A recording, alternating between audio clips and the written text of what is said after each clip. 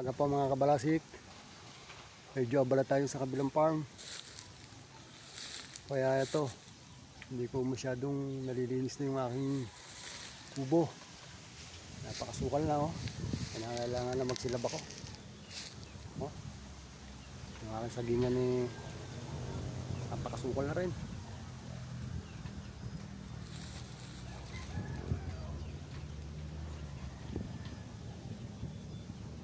Ang dahon ng kawayan no. Kailangan na pong magsilab. Yan, ikaw. Ayan, may mga ilang puso pa rin naman sa akin dito eh. Yung mga mangga ko, malapit ng bumulaklak.